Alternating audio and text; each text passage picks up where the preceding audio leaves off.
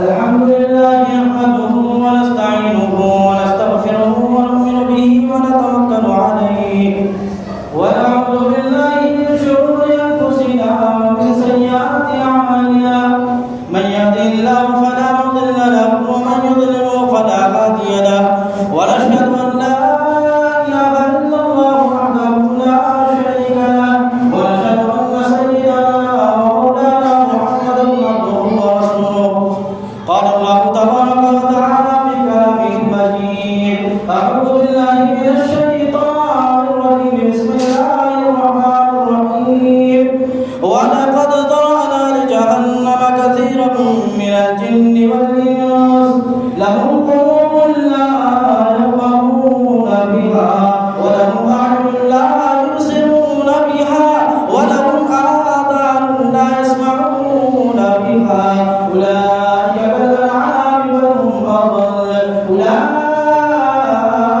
هم الغافلون صدق الله مولانا العظيم وصدق رسوله النبي الكريم ونحن على ذلك من الشاهدين والشاكرين والحمد لله رب العالمين. میرے محترم بزرگوں، اللہ رب العزت کا احسان ہے کہ اللہ رب العزت نے ہم ناچیز کو آپ حضرات کے سامنے تھوڑی دیر قرآن حدیث کی روشنی میں گفتگو کرنے کی توفیق عطا فرمائی. دعا ہے کہ اللہ رب العزت ہمیں اور آپ کو صحیح بات کہنے اور اس پر عمل کرنے کی توفیق عطا فرمائے. ابھی تمام دنیا انسانیت میں اسلام ایک ایسا مذہب بن گیا ہے جس پر ہر انسانوں کی نظر ہے. انسان تو انسان، مسلمانوں کو چھوڑیے، غیر مسلموں کو چھوڑیے، آج ہمارا دشمن خود اسلام کے ماننے والے، کلمہ توحید کو ماننے والے بن چکے ہیں. اور اس ماحول میں ہماری ذمہ داری کیا ہے؟ اس ماحول میں ہمیں کیا کام کرنا ہے؟ اس پر کون سا عمل کرنا ہے جس سے ہمارا یہ سماج سدھر سکے، جس سے ہمارا معاشرہ اس طاقمان اور اس آگ کے بگوڑے سے چھوٹ کر آزاد ہو سکے. میں نے جو قرآن کریم کی تلاوت کی اس میں اللہ رب العزت کا ارشاد ہے وَلَقَدْ ذَرَأْنَا لِجَهَنَّمَ كَثِيرًا مِنَ الْجِنِّ وَالْإِنسِ، ہم نے بہت سارے انسانوں میں سے، بہت سارے جناتوں میں سے جہنم کے لیے تیار کر رکھا ہے. لَهُمْ قُلُوبٌ لَا يَفْقَهُونَ بِهَا، اس میں سے بہت سارے انسان ایسے ہیں وہ عمل کرنے پر اللہ کو نہیں سمجھتے، قرآن پاک کو سمجھنے کی طاقت نہیں رکھتے، قرآن پاک کو پڑھتے تو ہیں لیکن اس پر عمل نہیں کرتے. وَلَهُمْ أَعْيُنٌ لَا يُبْصِرُونَ بِهَا، اور اس کو سمجھنا تو دور، اس کو دیکھنا بھی گوارا نہیں کرتے. اس پر دھول چل جائے، اس پر گرد و غبار چل جائے، اس کو صاف کرنا کسی کو گوارا نہیں ہوتا. وَلَهُمْ أَعْيُنٌ لَا يُبْصِرُونَ بِهَا وَلَهُمْ آذَانٌ لَا يَسْمَعُونَ بِهَا،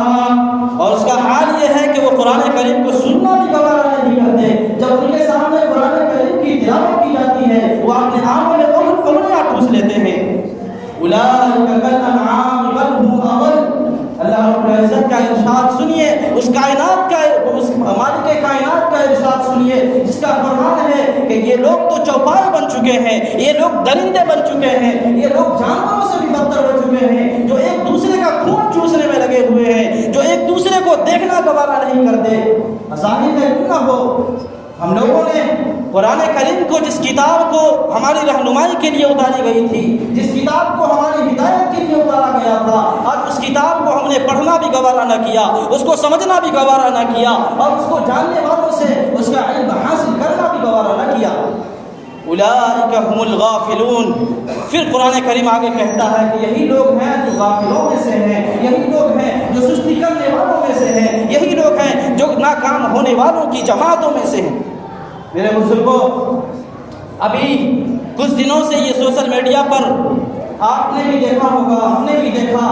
کہ آج پوری دنیا میں ایک جماعتوں کو لے کر تہلکہ مچایا گیا، ایک جماعتوں کو لے کر ایک ایسا دہشت پھیلایا گیا جس کو سن کر ایمان والے دلوں میں، ایمان والے قلوب میں ایک ایسی رنجش اور ایسا درد جمتا ہے جو عام انسانوں کو نہیں ہو سکتا. آج سعودی عرب کے حکومت نے گزشتے ہفتے یہ اعلان کیا تھا کہ تبلیغی جماعت ایک دہشت گرد جماعت ہے. تبلیغی جماعت ایک ایسی جماعت ہے جو دنیا میں ایک ایسا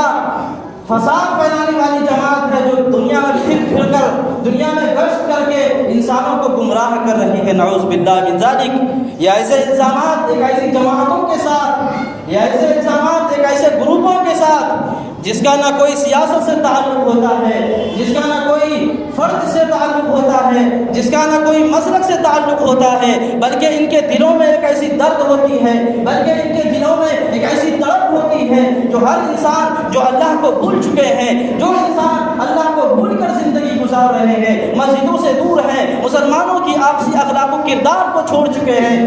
اس تک پہنچ کر اللہ اور اللہ کے رسول کی باتوں کو بتاتے ہیں۔ ایسی جماعتوں کے خلاف اور ایسے ناپاک زبان سے ایسے الفاظ کہنا یہ بہت بڑی شرمناک بات ہے۔ آج دنیا کے ہر گوشے گوشے میں، دنیا کے چپے چپے میں علماء چیخ رہے ہیں، علماء چلا رہے ہیں کہ یہ ایسی حکومت جو جماعتوں پر پابندی لگا چکا ہے اور جمعے میں یہ اعلان کروایا ہے کہ جتنے بھی لوگ تبلیغی جماعت سے جڑے ہیں وہ اس سے علیحدہ اختیار کر لے، وہ اس سے علیحدگی اختیار کر لے، وہ اس کو چھوڑ دے۔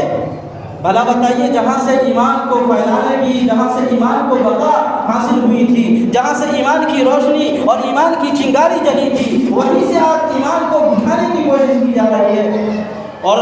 حیرت کی بات تو یہ ہے کہ سلمان خان اور نہ جانے کتنے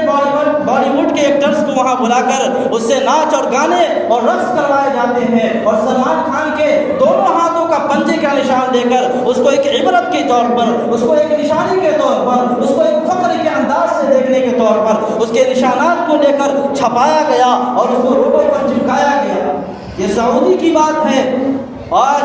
ہر انسان کی ذمہ داری ہے کہ وہ حق بولے، ہر انسان کی ذمہ داری ہے کہ حق بات پر اسے روشنی ڈالے اور یہ بتائے دنیا والوں کو یہ جو انصاف کی بات کرنی چاہیے۔ آج انصاف کے ماننے والے نا انصافی کی بات کیوں کر رہے ہیں؟ یہ اسلام کو پھیلانے والے اسلام کو مٹانے کی باتیں کیوں کر رہے ہیں؟ میرے بھائیوں، یہ تبلیغ کیا ہے آپ کو پتہ ہے؟ جب حضرت مولانا الیاس صاحب رحمۃ اللہ علیہ ان کے دلوں میں جب دنیا میں ہر انسان گمراہی کے طور پر اور اپنے دھرم کو چھوڑ کر، اپنے اسلام کو چھوڑ کر لوگ گمراہ ہونے لگے، حضرت مولانا الیاس صاحب رحمۃ اللہ علیہ کے دلوں میں تڑپ پیدا ہوئی اور انہوں نے سوچا کہ میں کیا کروں، میں ان کے لیے کون سا عمل اختیار کروں، میں ان کے لیے کون سا مدارس کا انتظام کروں جس سے یہ لوگ مرتد ہونے سے بچ جائیں، جس سے یہ لوگ اسلام کے ماننے والے جو آج غیر مسلموں کا طریقہ اختیار کر رہے ہیں یہ اس سے کیسے بچیں۔ ان کے دلوں میں ایک ایسی تڑپ تھی کہ ان کا واقعہ ہے کہ حضرت مولانا الیاس صاحب کی خدمت میں ایک نوجوان آتا ہے۔ وہ نوجوان کسی کالج اور یونیورسٹی سے تعلق رکھنے والا تھا۔ وہ حضرت مولانا الیاس صاحب سے ان کو اتنی محبت تھی کہ ان کی خدمت کرنے کے لیے ہر روز آیا کرتا تھا، ان کی خدمت کرنے کے لیے ہر روز تشریف لاتا، ان کی خدمت کرتا اور چلا جاتا۔ ایک دن جب دیکھا حضرت نے کہ یہ لڑکا تو مجھ سے بہت مانوس ہو چکا ہے، یہ لڑکا مجھ سے محبت کرتا ہے، آج یہ مجھ سے اتنی محبت کرتا ہے کہ رات کی تنہائیوں میں آ کر میری خدمت کرتا ہے، اب کیوں نہ میں اس کو تبلیغ کروں، میں کیوں نہ اس کو ایک ایسی بات بتاؤں جو ہدایت کی طرف جاتا ہے، جو جنت کی طرف جاتا ہے، میں اس راستے کی طرف اس کی رہنمائی کیوں نہ کروں۔ چنانچہ ایک روز وہ خدمت کر رہا تھا، حضرت نے فرمایا، اے نوجوان تو کتنا خوبصورت ہے، دیکھنے میں حسین و جمیل ہے، تمہاری جوانی بھی کیا گجب کی ہے، تمہاری جوانی بھی کیا شاندار ہے، تمہاری ہائٹ بھی کیا، پہلے تو ان کی خوب تعریف کیا ہے۔ اس کے بعد کہنے لگے کیا ہی اچھا ہوتا اگر تم اپنے چہرے پر نبی کی سنت کو رکھ لیتے، کیا ہی اچھا ہوتا اپنے چہرے پر داڑھی کو سجا لیتے، داڑھی کو رکھ لیتے۔ وہ انسان سن کر شرما جاتا ہے۔ دوسرے دن کیا دیکھتے ہیں کہ حضرت انتظار میں ہے کہ وہ نوجوان آئے گا، وہ نوجوان آ کر میری خدمت کرے گا، میں اس سے کچھ گفتگو کروں گا، لیکن حالات یوں ہی چلتے رہے، وہ نوجوان نہ آیا۔ یہاں تک ایک دن گزرا، 2 دن گزرے، 3 دن گزرے، حضرت کی پریشانی، حضرت کی بے چینی اور بڑھتی گئی کہ بھلا بتا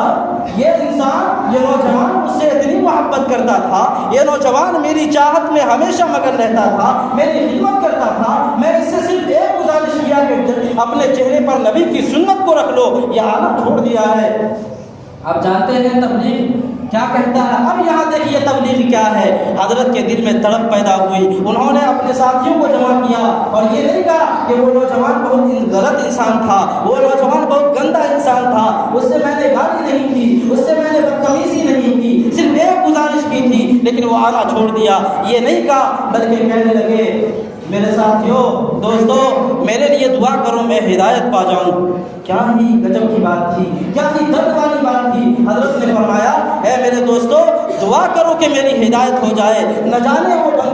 بندہ جو مجھ سے مانوس تھا آج مجھ سے دور ہو گیا، میں نے کیا غلطی کی، میں اتنی جلد بازی میں اسے اسلام کی دعوت دیا، وہ مجھ سے دور ہو گیا، اب میری ہدایت کی دعا کرو، نہ جانے وہ کون سا مذہب اختیار کرے گا، نہ جانے وہ کہاں جائے گا اور میری وجہ سے گمراہی پر گیا ہے، میری ہدایت کی دعا کرو۔ یہاں پہ کتنی بڑی سبق ہے کہ ہم جلد بازی کر جاتے ہیں، ہم ہر انسان کو اس کے ضروریات کو ملحوظ رکھتے ہوئے اس کی ضروریات کو چھڑوا کر اسے دعوت و تبلیغ کرتے ہیں۔ نہیں، حضرت کا طریقہ دیکھیے، حضرت کہتے ہیں میری ہدایت کی دعا کرو، چنانچہ وہ روزانہ صلاۃ الحاجت کی نماز پڑھتے ہیں اور خوب روتے ہیں اے اللہ مجھ سے وہ نوجوان کو ملا دے، اگر مجھے میری موت اسی حالت میں آ گئی میں اس سے معافی نہ مانگا میرا کیا بنے گا، میں تو جہنم کا مستحق بن جاؤں گا۔ چنانچہ کئی روز تک وہ دعا کرتے رہے۔ ایک دن ایسا ہوتا ہے وہ اچانک نوجوان نظر آتے ہیں اور وہ شرماتا ہے۔ اس کے بعد حضرت کہتے ہیں آج موقع ملا ہے، آج میں اس سے معافی مانگوں گا، اس سے اپنی غلطیوں کی معافی مانگوں گا، یہ مجھ سے کیوں دور ہوا تھا۔ چنانچہ وہ جا کر ان کے گلے سے لگاتا ہے اور کہتا ہے نوجوان میری مغفرت میں مجھے معاف کر دو، میں نے تجھ سے جلدی بازی کی، میں نے تجھے اسلام کی طرف دوڑایا، تو مجھ سے اخلاق دیکھ کر مانوس ہوتا، مجھے کوئی فرق نہ تھا، تو میرے اخلاق دیکھ کر اسلام لاتا، تو داڑھی رکھتا، تو سنتوں پر عمل کرتا، مجھے خوشی ہوتی، لیکن میں نے جلد بازی کی اور اس جلد بازی کے چکر میں تم سے دور ہو گیا، مجھے معاف فرما۔ چنانچہ وہ انسان کے دلوں میں ایک تڑپ اسی وقت پیدا ہوئی اور وہ توبہ کیا اور وہ نوجوان داڑھی رکھنے کا عزم کیا اور اسلام پر مکمل جم کیا۔ اس کے بعد ایک دن وہ بھی آتا ہے،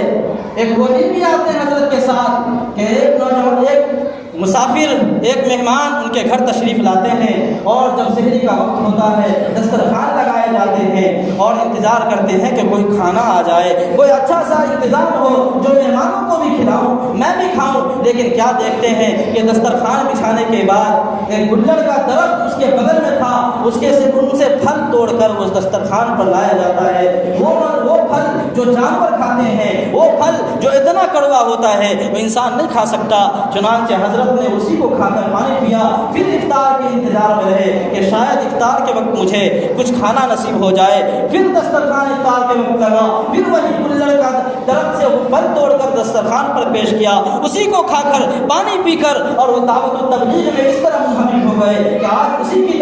کی جو ہے قبولیت کی انتہا دیکھیے کہ آج دنیا کے چپے چپے میں، دنیا کے گوشے گوشے میں تبلیغ کا ایک ایسا کام ہے، اگر پوری دنیا میں صرف ایک اجتماع کیا جائے، آج ہر ملک سے چھوڑ دیجیے، ہر پوری دنیا میں اگر ایک اجتماع ہو کہ جماعت کے نام پر آؤ جہاں سے آنا ہو، میں یہ سمجھتا ہوں کہ حج کے بعد یہ دوسرا اجتماع ہوگا جو اتنی بھیڑ ہوگی جس میں کسی کا کوئی مفاد نہیں، جس میں اپنا خرچہ بھی لگے، جس میں اپنی بستر بھی لانا پڑے، اپنا کھانا بھی لانا پڑے، لیکن پھر بھی اتنا بڑا ہجوم، یہ اللہ کی قبولیت ہے جو اس جماعت کو اللہ نے قبولیت دی، لیکن اسی جماعت کے اوپر الزام لگانا، اسی جماعت کے اوپر تہمت لگانا، اسی کو دہشت گرد کہنا، یہ کون سا اسلام سکھاتا ہے؟ آج ہر انسان کے ذمہ ہے کہ جو بھی سوشل میڈیا پر ہے وہ اپنے بیان میں ریکارڈ کروائے اور سعودی کو، اپنے حکومت کو اپنا مطالبہ واپس لینے کو کہا جائے، تاکہ یہ تبلیغ کا کام جو انسانوں سے چلا اور دنیا انسانیت تک پہنچا، یہ انسانوں کی رہنمائی کے لیے یہ انسان کام کرتا چلا جائے،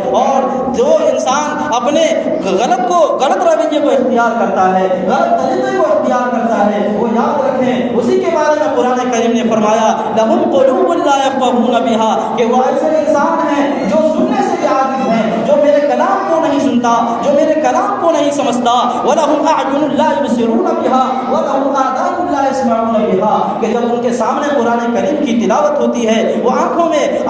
کانوں میں انگلیاں ڈال لیتے ہیں۔ بھلا بتائیے جب قرآن کریم یہ ذریعہ ہمیں بتاتا ہے، یہ قرآن کریم ہمیں راستہ بتاتا ہے، ایک علامہ اقبال کی ایک بات مجھے یاد آ گئی کہ جب انسان مرتا ہے اس کے سامنے سورہ یاسین کی تلاوت ہوتی ہے، اسی پر علامہ اقبال نے کیا خوب کہا تھا، اے انسانوں تم کتنی بگڑی ہوئی قوم ہو کہ دنیا انسانیت میں جس کتاب کو ہدایت کے لیے اتارا گیا تھا اس سے بھی تو نے مرنا ہی سیکھا ہے، اس سے تو نے جینا نہیں سیکھا، یہ کتاب تو جینے کے واسطے اتارا گیا تھا، یہ کتاب تمہاری ہدایت کے لیے کہ جب تم انسان دنیا میں آؤ اپنے بکس کو دیکھو کہ مجھے کون سا راستہ اختیار کرنا ہے، مجھے کہاں پر کون سے موڑ پر کیسا راستہ اختیار کرنا ہے، لیکن بھلا افسوس کی بات ہے کہ تم نے قرآن کریم سے بھی صرف مرنا سیکھا ہے کہ قرآن کریم کو پڑھ کر مردے کی سانس اور مردے کی جان نکلنے میں آسانی ہو۔ بہت افسوس کی بات ہے اس قوم پر کہ اس نے قرآن کریم سے بھی صرف مرنا سیکھا، جینا کیوں نہیں سیکھا۔ اس لیے ضرورت اس بات کی ہے کہ ہر انسان قرآن کریم کو پڑھے، اس کو سمجھے، اور یہ نمازی آج ہماری غلطیوں کی وجہ سے اچھے اچھے کاموں پر پابندی لگ رہی ہے۔ ہم یہ نماز میں یہ جماعت دیکھتے ہیں، یہ بھیڑ دیکھتے ہیں، یہ صرف جمعے کے دن ہوتی ہے، یہ جمعے کے علاوہ کیوں نہیں ہوتی؟ یہ کیا اس پر ذمہ داری نہیں تھی کہ تبلیغ کیا جائے؟ ہر انسان کی ذمہ داری ہے کہ وہ فردن بھی اور اجتماعاً بھی وہ تبلیغ کرے، وہ اللہ کی بات کو پہنچائے۔ بلغوا عنی ولو آیا، اللہ کے نبی نے فرمایا تھا کہ جب بھی تھوڑی سی بات اگر مجھ سے لو تو اس کو آگے پہنچاؤ۔ آج ہم نے صرف مسجد کے چند انسانوں کے مقابلے حاصل کو اس کے جو ہے حوالے کر دیا کہ تم ہی گشت کرو، تم ہی جماعت میں جاؤ، تم ہی مشورے میں رہو، باقی ہم لوگ تو انسان چھوٹے ہوئے ہیں، ہم تو اللہ سے معافی منگوا لیے، باقی ایسا نہیں ہونا چاہیے۔ اللہ کے واسطے اپنے دین کو مضبوطی سے تھامیے اور اپنے اللہ کو پہچانیے، حکایت صحابہ کو پڑھیے، اور نماز کی جماعتوں میں ہر نماز میں یہ بھیڑ اپنے آپ کو اکٹھا کیجیے، تب نہ آپ کی مسجد خطرے میں ہوگی، اور نہ آپ کا اسلام خطرے میں ہوگا، اور نہ آپ کا دین خطرے میں ہوگا، بلکہ آپ ہی ولا تہینوا ولا تحزنوا وانتم الاعلون کے مصداق بنیں گے۔ اے ایمان والو، اپنے آپ کو سربلند رہو گے بشرطے کہ تم مومن تو بنو پہلے۔ اللہ رب العزت سے دعا ہے کہ اللہ رب العزت ہمیں اور آپ کو کہنے سننے سے زیادہ عمل کی توفیق عطا فرمائے۔ وآخر دعوانا الحمد للہ رب العالمین۔